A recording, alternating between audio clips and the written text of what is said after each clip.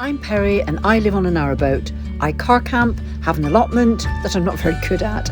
I'm a creative soul and this is my life in a teacup.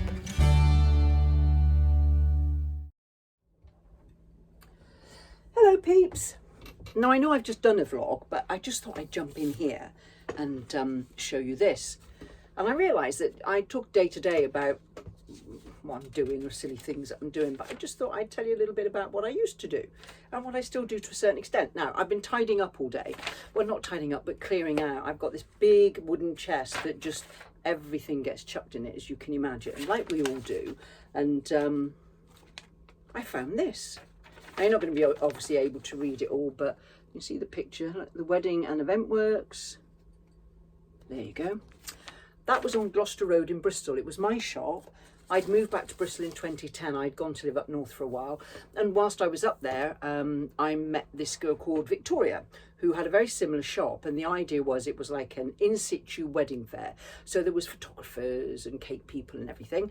The shop was mine. I had 6 staff who were wonderful. I taught them how to do the job. And I had a great shop manager called Sue. Hi, Sue. I know she watches. But the idea was I was the venue decorator, and I don't have an interiors background, but as I've said before, I'm quite creative, and I did study an interior design course. I never finished it because I don't finish anything. But yeah, Bristol. Now, I'm not from Bristol. I'm not born and bred, though you can probably tell because I do have a bit of a lilt, though I don't go at speed like that. All right, my babber, how's best? There's no disrespect to Bristolians. I love Bristol. It's my city. It's changed, but it's my city. I love it. And the people, and I love the accent. So I'm not taking a piss. I'm just saying. And I did live there a long, long time, so I have the right to do that if you please. So I opened the shop and it was great. And I ran it for several years. It was really successful.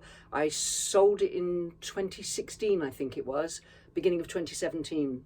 And I'd already bought my boat, so life was, I wanted to be more on my boat than I did doing, weddings and all of that. So I sold it to a staff member, but and I think it closed after about a year, which was a shame, but I don't know what happened there. So I found that and thought that was really interesting. It was quite nostalgic reading it all. I'd sort of forgotten about it. I did go back into the wedding industry a little bit, but like I said, I decorated, I had all my own props, so I did all the tables and the chairs and the props that went around the room. I did corporate events, parties, funerals, baby showers and things back then wasn't really a thing. I mean, it was just about coming over from the States, but it wasn't really a thing, so I never did anything like that. And I even did a television programme, though we won't talk about that. It's embarrassing. Anyway, I did a TV programme. They approached me, I didn't ask them. So I sold the business and went into painting furniture, then I made candles on the boat. This has all been done on the boat. But obviously with candles, when you set candles, it has to be level and still.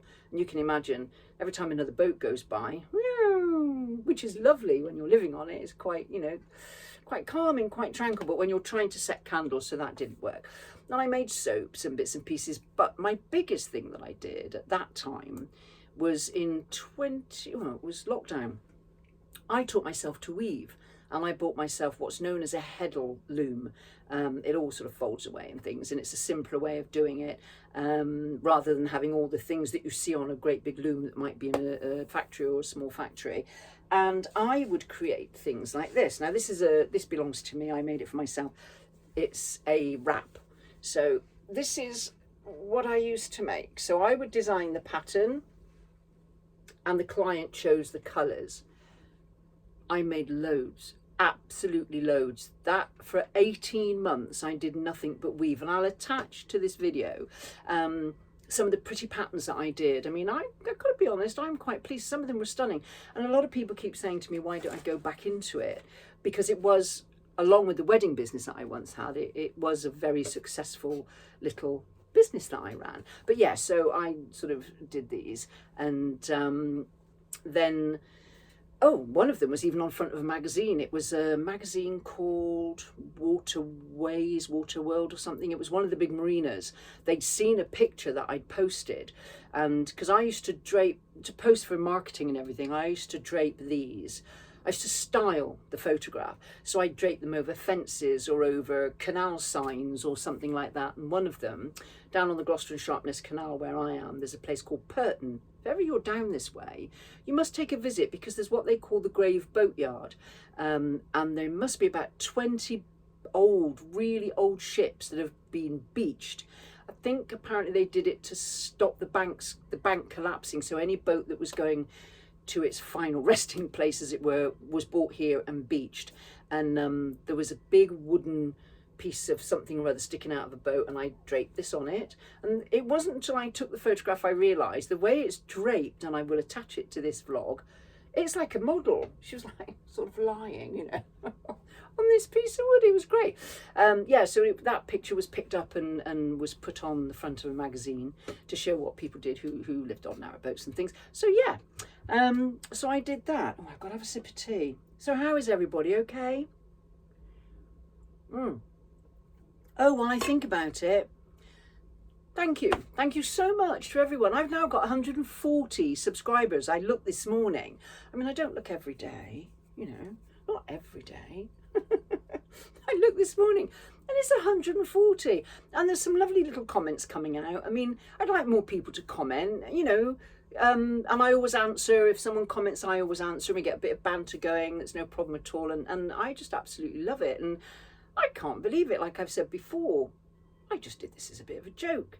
No, not a joke. That's the wrong word. I did it for a bit of fun, and I'm still finding it fun. So I'll sort of carry on doing it. But recently, somebody asked me to do some room styling. Now, like I said, I'm not an interior designer, but I can room style. That is something I can do.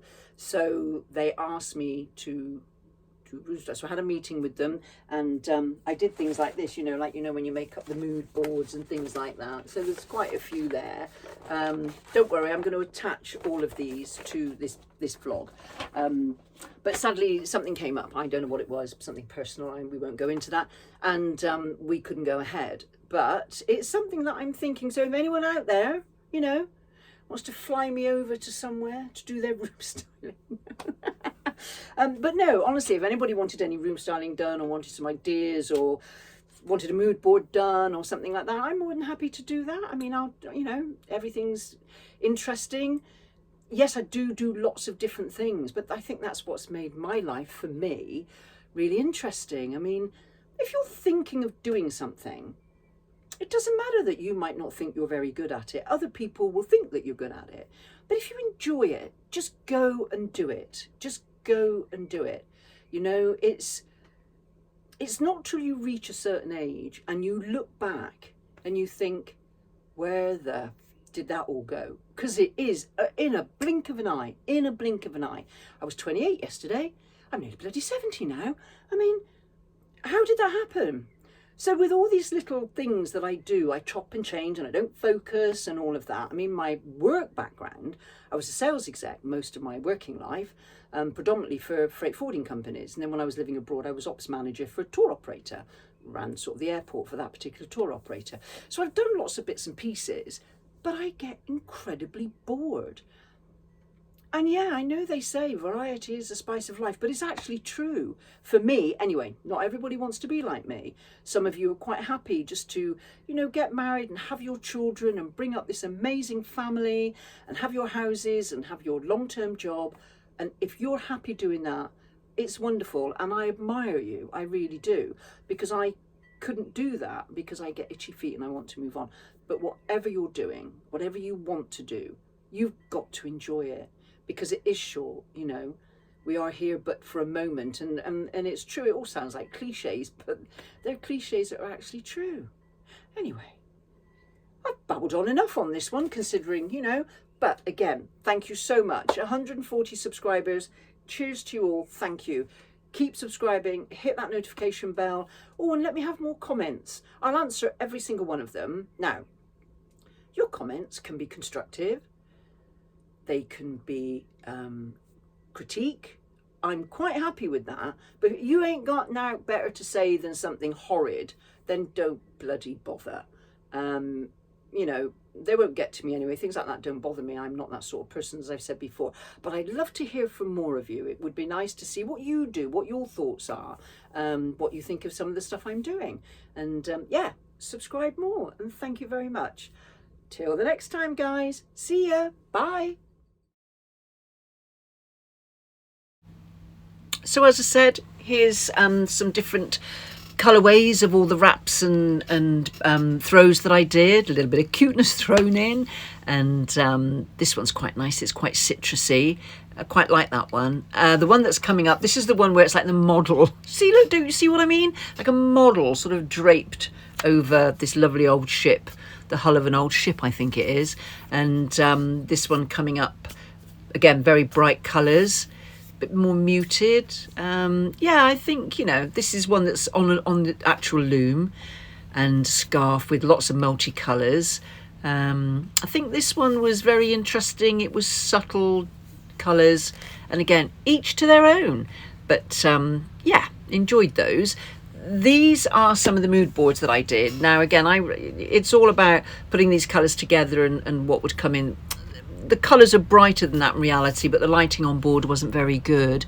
But I quite like this because it's got these different coloured blues, like the old school chair that you see, and the sort of worn leather settee in all that sort of leather look and sort of tan colours, and the navy and the sort of greys. I think that works well on that one.